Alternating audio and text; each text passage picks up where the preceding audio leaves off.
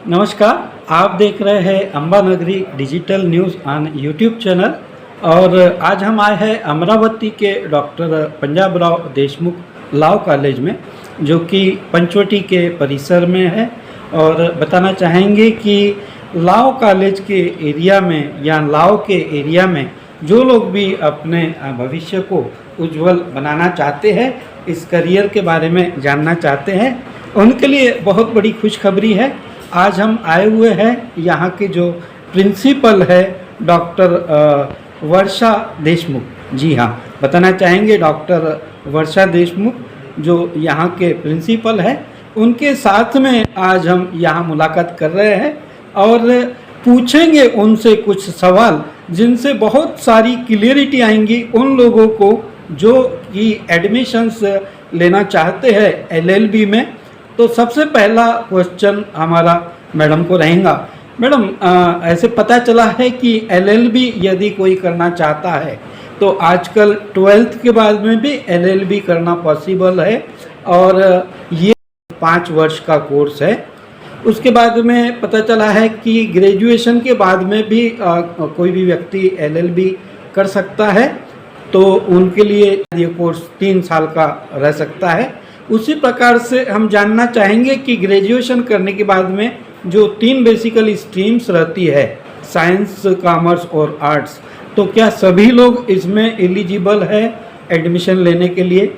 अगला हमारा ये सवाल रहेगा कि निश्चित रूप से ग्रेजुएशन के बाद भी यदि किसी को एडमिशन लेना है, और कई बार शायद ऐसी परिस्थितियाँ आती होंगी कि 6th सेमेस्टर का रिजल्ट जो है अभी शायद आना पॉसिबल नहीं है, एग्ज़ाम वो दे चुके हैं, लेकिन 5th सेमेस्टर का रिजल्ट जो है वो आ चुका है और अब तक यदि सब क्लियर है तो क्या वे एडमिशन ले सकते हैं 5th सेमेस्टर ग्रेजुएशन का कंप्लीट करने के बाद में। फिर अगला सवाल है कि इसी तरह से यदि 12th में यदि किसी का कोई एक आधा सब्जेक्ट रहा हुआ है तो क्या वे भी मतलब 80 के पोजीशन में इसमें एडमिशन ले सकते हैं। फिर अगला सवाल रहता है कि किसी भी क्षेत्र में जब हम एजुकेशन के लिए आगे बढ़ते हैं तो निश्चित रूप से जो एक फ़ीस रहती है स्टूडेंट्स के लिए वो बहुत मायना रखती है। तो क्या एक फ़ीस रह सकती है, अलग अलग है या एक सरीकी है। और पता चला है कि शायद एलएलबी के बाद में भी जो एक एलएलएम का भी कोर्स है आपके यहाँ पे है।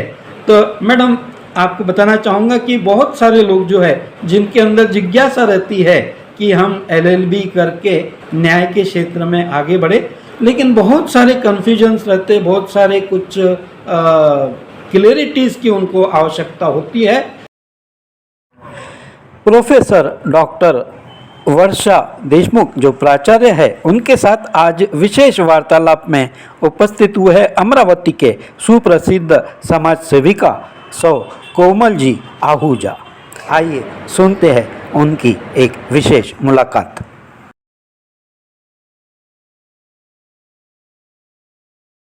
3 years, 5 years, LLM, research centre, ऐसे बहुत सारे ऑप्शंस लॉ के लिए हैं। जो मैं अभी भाई साहब को वही बोली कि हमारी जो फीस है काफ़ी कम है। 5 years की 11,500 है, जैसे 3 years ये ग्रांटेड कोर्स है। तो ये बहुत 5 सब्जेक्ट में सुपर स्पेशलाइजेशन भी है, PhD कर सकते हैं। और अच्छी पर ओरिजिनल कॉन्स्टिट्यूशन है हमारे, जिसमें राजेंद्र प्रसाद और अम्बेडकर साहब के ओरिजिनल सिग्नेचर्स है। यहाँ की मेरिट इस साल तो 18 मेरिट हमारे महाविद्यालय से है। और JMFC जो जजेस बनते हैं वो अपने 7-8 पूरे महाराष्ट्र में अपने कॉलेज से रहते हैं। इस साल की जो टॉपर है वो हमारे महाविद्यालय से। अच्छी बात है मैडम, आपके कॉलेज से ये सब आ रहा है। तो मैं एक और क्वेश्चन आपसे पूछना चाहती हूँ अपनी तरफ से कि हमारी कम्युनिटी के लोग थोड़ा कम पढ़ते हैं और ज़्यादा ध्यान नहीं होते, तो उनमें से कुछ लोग जो बहुत ज़्यादा पुअर है, जो ज़्यादा फीस नहीं भर सकते, तो उनके लिए आपके कॉलेज में कुछ फैसिलिटी। जैसे गवर्नमेंट के जो स्कॉलरशिप्स हैं वो तो हमारे यहाँ मिलते हैं, लेकिन खुद होके वो हम लोग किसी को मतलब स्पॉन्सरशिप वगैरह अगर मिलती है तो ठीक है, नहीं तो गवर्नमेंट की स्कॉलरशिप तो है। गवर्नमेंट की स्कॉलरशिप है। जैसे हम चाहते हैं कि हमारी सिंधी कम्युनिटी से जो लोग हैं, आने वाले बच्चे सिर्फ पढ़ाई के भाई जो गरीब बच्चे हैं वो भी ज़्यादा मेहनती हैं, तो हम मार्क्स चाहते हैं मिलता है तो उनको फीस आगे बहुत कम है। उनको लाना है। हाँ, उन्होंने MSCT जो है CET एग्ज़ाम में अच्छा स्कोर है तो आराम से उनको मिल सकता है admission. Thank you very much. जो लोग भी अपने भविष्य को उज्जवल बनाना चाहते हैं, इस करियर के बारे में जानना चाहते हैं, उनके लिए बहुत बड़ी खुशखबरी है। आज हम आए हुए हैं यहाँ के जो प्रिंसिपल है डॉक्टर वर्षा देशमुख। जी हाँ, बताना चाहेंगे डॉक्टर वर्षा देशमुख जो यहाँ के प्रिंसिपल है, उनके साथ में आज हम यहाँ मुलाकात कर रहे हैं। और मैडम आपसे नम्रता से निवेदन करेंगे कि निश्चित रूप से न्याय के क्षेत्र में जो लोग सेवाएं देना चाहते हैं या विद्यार्थियों की जो भी कन्फ्यूजन्स रहती है वो कृपया आप हमारे साथ में खुलासा करें। बहुत बहुत धन्यवाद। सबसे पहले मैं आपका डॉक्टर पंजाबराव विधि महाविद्यालय की तरफ से तहे दिल से स्वागत करती हूँ। आजकल जैसे LLB जो कोर्स है काफ़ी लोकप्रिय हो रहा है, इसमें काफ़ी लोग पसंद करते हैं कि आगे चल के हम अपना करियर इसमें बनाएं। सबसे पहले आपको अगर LLB करना है, जैसे ग्रेजुएशन के बाद का एक कोर्स है, उसको आपका कोई भी स्ट्रीम के, आप BSc BA BCom कोई भी है, MBBS है, इंजीनियर है, लेकिन सारा सब्जेक्ट्स आपके क्लियर होना ज़रूरी है, डिग्री होना ज़रूरी है। और उसके बाद MSCT एग्ज़ाम रहती है जो महाराष्ट्र गवर्नमेंट CET के एग्ज़ाम कंडक्ट करती है, वो एग्ज़ाम आपको क्लियर होना ज़रूरी होता है, क्योंकि ये हमारा ग्रांटेड कॉलेज है और ये गवर्नमेंट ग्रांटेड कॉलेज होने की वजह से आपको CET देना अनिवार्य है। और उसके बाद ही अगर आपका लिस्ट में चॉइस पूछे जाते हैं और वो चॉइस देके अगर आप डॉक्टर पंजाबराव विधि महाविद्यालय को चुनते हो तो वो लिस्ट में, मेरिट लिस्ट में अगर आपका नाम आता है तो फिर आप अब इस महाविद्यालय में प्रवेश ले सकते हैं। जैसे सबसे पहले कि CET नाम भेजेगी, आपका लिस्ट में नाम होना ज़रूरी है, फिर बाद में कॉलेज का काम शुरू होता है, आपके डॉक्यूमेंट्स वेरिफिकेशन करना और डॉक्यूमेंट्स सारे जो ऑनलाइन आपने सबमिट किए हैं वो, और एक्चुअल जो डॉक्यूमेंट्स है अगर वो भी इसमें कोई अंतर आता है तो वो एडमिशन कैंसिल होता है। फिर आपको दूसरे ऐसे 3 राउंड में से आपको चयन किया जाता है। मुझे बहुत खुशी हो रही है कि हमारे यहाँ 270 सीट्स है, 4 डिवीज़न है हमारे यहाँ, फिर भी 900 लोग हम मतलब नहीं ले पाए हैं। मतलब 3 सीट के लिए, 4 सीट के लिए इतने एप्लीकेशंस आते हैं। इसकी फ़ीस बहुत ही नॉमिनल है, जैसे मैंने कहा कि ये ग्रांटेड कॉलेज है, 3,325 रुपये 3 इयर्स कोर्स की फ़ीस है। फिर उसके बाद 5 इयर्स जो 12th स्टैंडर्ड के बाद होता है, उसमें भी कोई भी आपके स्ट्रीम हो, science college, science commerce arts कोई भी हो, उस वहाँ का जो कैंडिडेट है, विद्यार्थी है, वो 12th के बाद अपने महाविद्यालय में एडमिशन ले सकता है। उसको भी MSCT की एग्ज़ाम देनी पड़ती है। हालांकि इसका स्कोर काफ़ी हाई जाता है हमारे कॉलेज में और कैटेगरी वाइज भी होता है। लास्ट टाइम कैटेगरी 3 इयर्स में 92 पे क्लोज हो गई थी एग्ज़ाम में, और इसीलिए बहुत सारे बच्चों को हमारे यहाँ से वंचित रहना पड़ा, क्योंकि लिमिटेड सीट्स है हमारे यहाँ। 2 डिवीज़न जो है 120 स्टूडेंट्स हम 5 इयर्स में दाखिल कर सकते हैं, तो वहाँ हम 270। फिर हमारे यहाँ इसकी फ़ीस जो 5 इयर्स की फ़ीस है 11,500 रुपये। फिर अगर आपने पूछा था कि इसके बाद हमारे यहाँ सबसे पहले कि JMFC की एग्ज़ाम, मतलब जो न्यायाधीश बनते हैं उसकी एग्ज़ाम के लिए हमारा कॉलेज बहुत ही अव्वल दर्जा का ट्रेनिंग देता है, क्योंकि महाराष्ट्र में जो भी MPSC के थ्रू जजेस की एग्ज़ाम होती है उसमें हर 7-8 बच्चे हमारे सिलेक्ट होते हैं। इस साल की जो टॉपर हैं वो हमारे सेंटर से ही टॉप आई है, और बहुत बड़े बड़े लोग हमारे यहाँ, ये 75 इयर्स ओल्ड कॉलेज है। ये प्लैटिनम जुबली हमने पिछले साल इसका अमृत महोत्सव मनाया था। हमारे जो सुप्रीम कोर्ट के जो माननीय जज माननीय ऑनरेबल भूषण जी गवैये जो हमारे ही महाविद्यालय से, और काफ़ी हाई कोर्ट जजेस, डिस्ट्रिक्ट कोर्ट जजेस, इसी के अलावा बहुत सारे यूनिवर्सिटी में जो अभी vice chancellor, pro vice chancellor जो हैं, जो हमारे महाविद्यालय के विद्यार्थी हैं, law officers, law commission, labour court, notary करके, फिर ट्रांसलेटर करके, legal consultant, legal manager, solicitors, advocate general, administrator, NGO में और बहुत एलपीओ में बहुत जगह अपॉर्चुनिटीज़ होती है। अगर डिफेंस में भी अगर आपको जाना है तो जैक नाम की एग्ज़ाम रहती है, वो दे के आपको डिफेंस भी ज्वाइन कर सकते हैं। इसके अलावा पेट्रोलियम, बड़े बड़े जो कॉरपोरेशन कंपनीज़ हैं उनके यहाँ भी सीट्स रहते हैं, और एलएलबी के बाद आप उसमें जॉब अपॉर्चुनिटीज़ मिल सकते हैं। और ये सब हो गया। अदरवाइज ऑल्सो आर्बिट्रेटर करके, जैसे इंटेलेक्चुअल प्रॉपर्टी लॉ IPR, ये बहुत बड़ा अभी टेक्नोलॉजी के फील्ड में, रिसर्च के फील्ड में ये बहुत ही बड़ा एक क्षेत्र है, उसमें भी आप स्पेशलाइजेशन कर सकते हैं। साइबर क्राइम दिन पर दिन बढ़ते जा रहा है और उसकी भी प्रैक्टिस आप इस फील्ड में कर सकते हैं। तो इसमें बहुत sky's limit, you have to fly, ऐसे अगर मैं बोलती हूँ तो भी उसमें गलत नहीं होगा। और इस प्रकार से काफ़ी मतलब परंपरा रहने वाला ये कॉलेज है, और इसमें LLM भी हमारे 5 विषयों में है। इसमें हम criminology, constitution, business law, corporate law और ह्यूमन राइट्स में हमारे सीट्स हैं। 25 सीट्स फॉर ईच स्पेशलाइजेशन के लिए है। अभी मुझे बहुत ही बताने में हर्ष हो रहा है कि इस साल SGBAU संत गाड़गे बाबा यूनिवर्सिटी में हमारे 18 विद्यार्थी है वो मेरिट में आए हैं, गुणवत्ता यादी में आए हैं।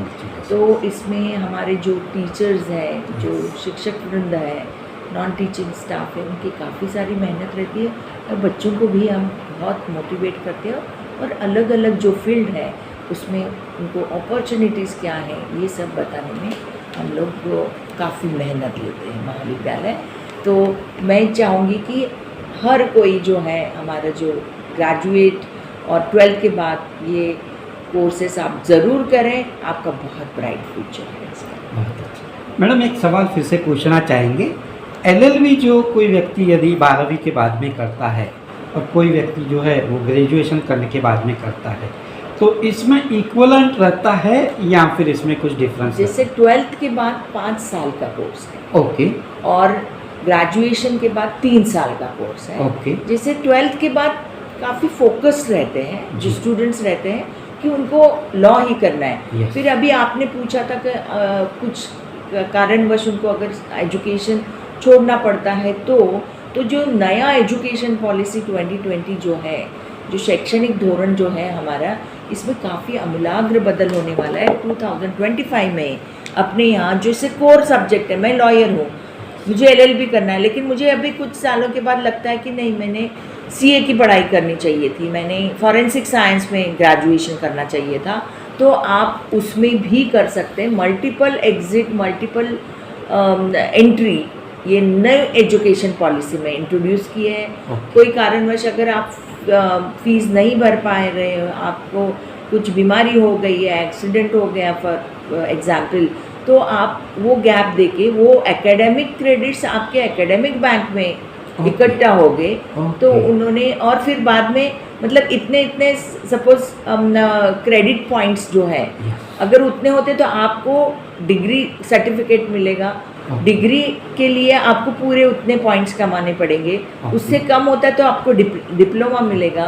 स्किल डेवलपमेंट के भी काफ़ी, ये उनका उद्देश्य है कि कोई भी बच्चा विदाउट डिग्री नहीं जाना चाहिए, इसलिए multiple entries and multiple exit ये स्कीम है। एट अ टाइम आप, अगर आपको लगता है कि मुझे अभी चित्रकला होनी चाहिए, मुझे जर्नलिज्म ज्वाइन करना है, तो सेम टाइम आप जर्नलिज्म भी कर सकते हो। और वो क्रेडिट पॉइंट्स, क्रेडिट बैंक जो है इस साल से हमारे वाइस चांसलर है, उन्होंने इंट्रोड्यूस किया है। इस साल से बच्चों के क्रेडिट पॉइंट्स जमा हो गए। इसमें मेडिकल और लॉ का एजुकेशन सिर्फ अलग है थोड़ा, और उसको भी इसी स्ट्रीम में मुख्य प्रवाह में लाने की भी कोशिश करेंगे। आगे चल के बहुत सारे फॉरेन यूनिवर्सिटीज़ भी यहाँ आने वाले हैं, तो ग्लोबली एक ही एजुकेशन होना चाहिए, under one umbrella choice based credit होना चाहिए। तो ये सब CBCS choice based credit system और न्यू एजुकेशन पॉलिसी में ये बहुत सारी चीज़ें इंट्रोड्यूस होने जा रही है। तो इसी की जानकारी हर विद्यार्थी, हर इंसान को, भारतीय को होनी चाहिए। बहुत अच्छा, बहुत खुशी की बात मैडम ने बताई है कि ये जो इन्फॉर्मेशन मिली है बिल्कुल लेटेस्ट अपडेट इन्फॉर्मेशन है, और कई सारे जो बदलाव है इस साल से जो होने जा रहे हैं, तो मैडम ने उसकी भी जानकारी हमें दी है।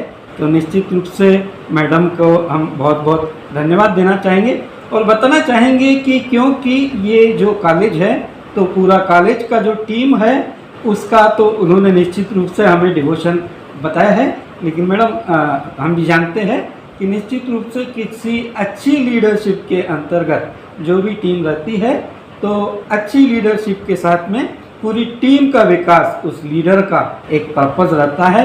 और आपकी कॉलेज का ये पूरा परिसर देख के, स्टूडेंट्स का पूरा सा ये देख के, बॉडी लैंग्वेज देख के, उनका इंटरेस्ट देखते हुए, और जो एक क्यूरियोसिटी जनरेट होती है स्टूडेंट्स के मन में आपके इस कॉलेज में एडमिशन लेने के लिए, और 75 वर्षों से ये जो तपस्या यहाँ चल रही थी। और मैडम ये एक फ़ोटो जो हमने देखा, मैं चाहूँगा कि कृपया ये फ़ोटो तो दिखाया जाएगा, इसके बारे में कृपया आप थोड़ा सा विश्लेषण करें। खास करके मैं यहाँ बताना चाहूँगी कि कर्मयोगी पंजाब राव, उनको भाऊ साहेब देशमुख बोलते हैं, जो हमारे संस्थापक अध्यक्ष थे हमारे सोसाइटी के, श्री शिवाजी एजुकेशन सोसाइटी में 299 इंस्टीट्यूशन हैं, इसमें हज़ारों कर्मचारियाँ हैं और लाखों में विद्यार्थी शिक्षण ले रहे हैं। ये केवल महाराष्ट्र में है या ये महाराष्ट्र विदर्भ में ये सबसे बड़ी संस्था है। ओके, बहुत जो बहुजन समाज और सभी के लिए काम करती है। और तब जब हमारी घटना जो कॉन्स्टिट्यूशन है वो लिखी जा रही थी, उसमें बाबा साहेब अम्बेडकर जब उसके अध्यक्ष थे, उसी टाइम डॉक्टर पंजाब राव देशमुख भी वो कॉन्स्टिट्यूएंट असेंबली के मेंबर थे, और उन्होंने काफ़ी सारा जो योगदान जो है वो उधर दिया है। रिजर्वेशन पॉलिसी समझो, जैसे फार्मर्स के कोई लॉज है, उसमें काफ़ी बहुत ही अच्छा योगदान दिया है। और उसी की बदौलत हमारे कॉलेज में, हमारे महाविद्यालय में ओरिजिनल कॉन्स्टिट्यूशन भी है। वो मुझे लगता है सबसे बड़ी एसेट है हमारे कॉलेज। बहुत बड़ी बात आज मैडम आपने बताई है। जब हम देखते हैं कि राजेंद्र प्रसाद जी ऐसे 397 मेंबर्स के ओरिजिनल सिग्नेचर रहते तो रोंगटे खड़े होते हैं। ये बहुत बड़ी बात। इतना बड़ा ऐतिहासिक हमको वारसा मिला है, परंपरा है इसमें, तो हम गर्व करते हैं कि हमारा जो भी सेवा हमारी तरफ से अगर होती है, तो मुझे लगता है वो भाऊ साहेब देशमुख है, उन्होंने दिखाए हुए मार्ग पे हम थोड़ा सा कुछ कर सके तो बहुत बड़ी बात होगी, जीवन सफल हो जाएगा। बहुत बहुत धन्यवाद मैडम। बताना चाहेंगे कि ये पहला आज आपके साथ में इंटरेक्शन है, ये स्टूडेंट्स की तरफ जाएगा। हो सकता है फिर से कुछ सवाल यदि आए हमारे पास में, तो निश्चित रूप से अम्बा नगरी डिजिटल न्यूज़ और यूट्यूब चैनल के माध्यम से फिर से हम आपको एक बार तकल्लुफ़ देंगे। आपने जो अमूल्य समय दिया इसके लिए आपका बहुत बहुत धन्यवाद। जय हिंद।